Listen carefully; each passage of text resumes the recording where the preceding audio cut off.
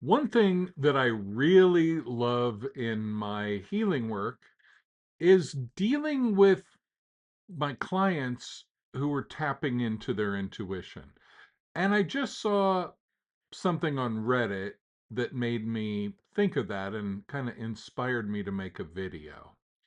Um, so the Reddit post is titled Intuition Off question mark by Fuzzy Papaya 1673 to give full attribution.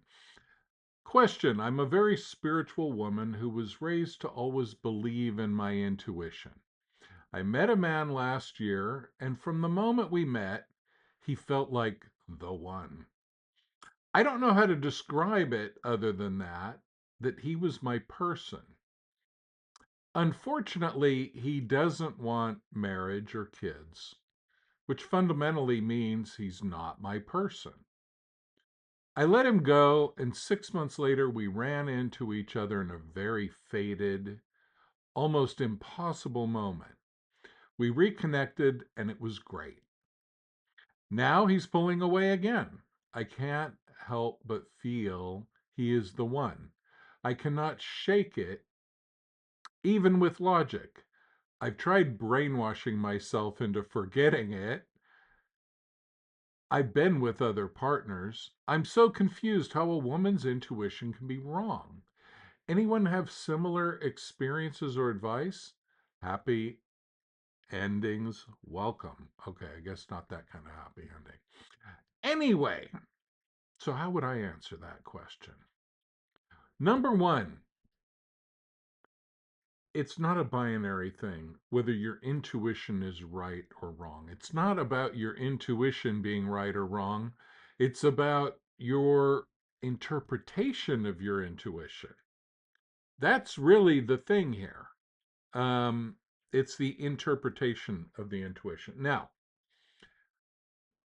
the next thing is the idea of a twin flame soulmate, the one, my person, all of that. Remember that your soul is here to evolve. So, therefore, a person who is your person is somebody who sparks that evolution in you.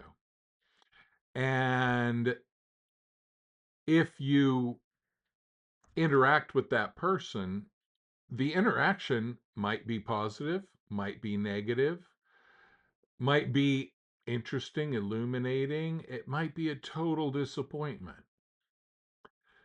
Your soul isn't here for you to get what you think you want, and I'm not criticizing what you want.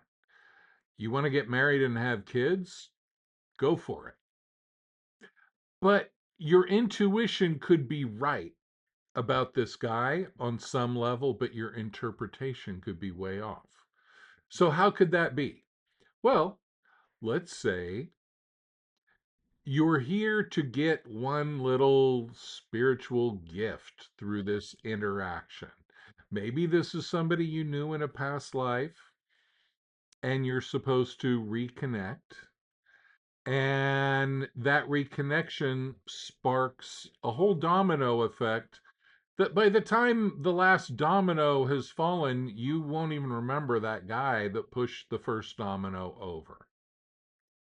So, the problem with intuition, a lot of times, like I said, it's about our interpretation of the intuition, but it's also our desire to be in control through our intuition. When we are focused on getting what we want, and of course, we all want what we want, it's normal. I'm not saying anything against it. But there's what I want, and then there's kind of what my higher self wants. And ideally, we would work really hard to get those two things aligned.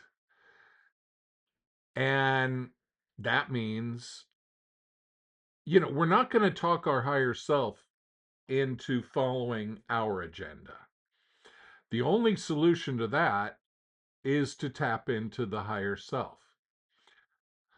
So, Am I saying give up on your dreams, give up on your goals because this is your guy and your intuition is correct? No, not at all.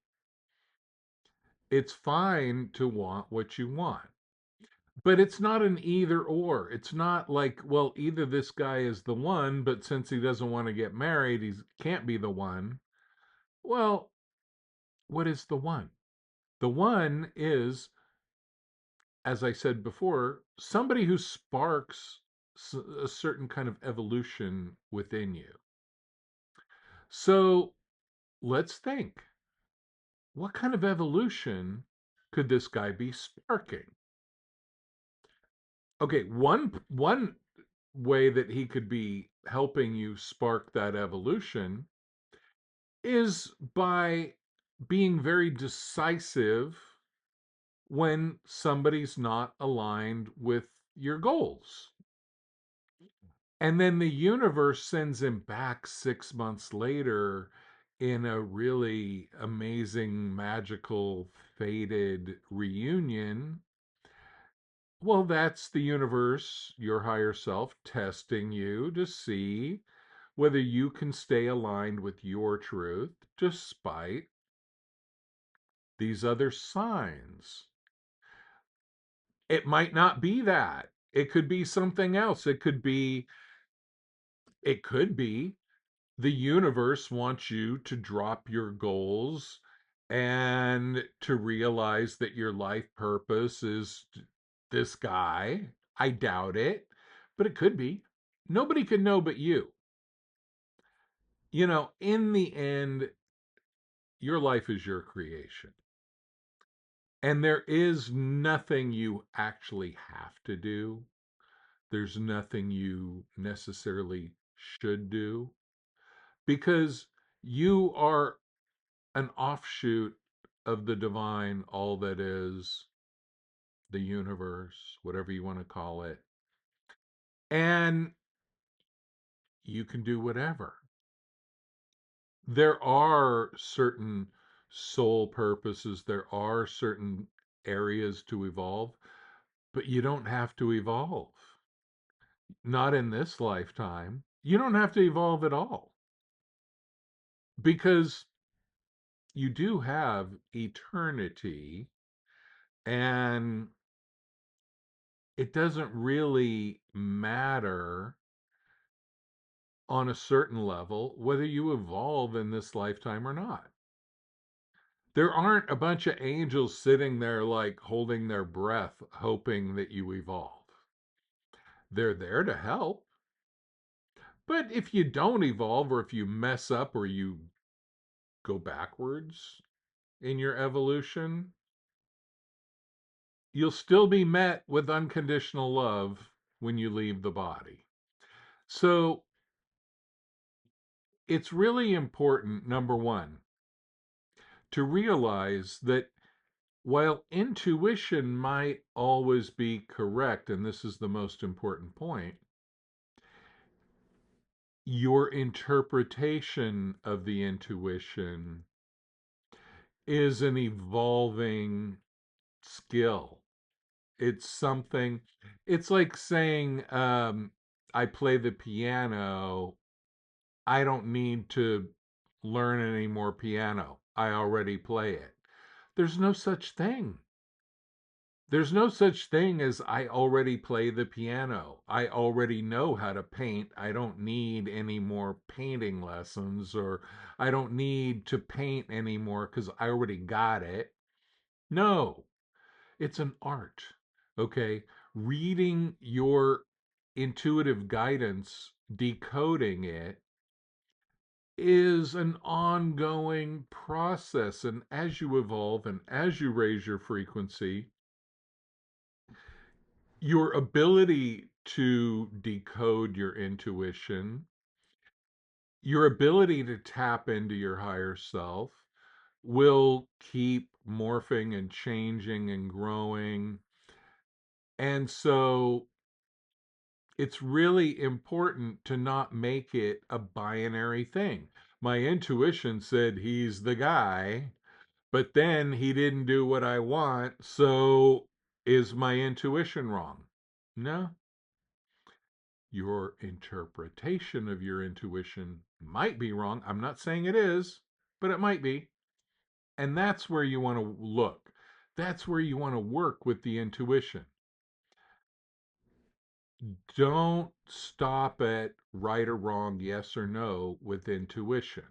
Realize that you're dealing with something that is more art than science. And you're dealing in the realm of archetypes, for example. Like if you pick a tarot card, that tarot card has a universe of meanings.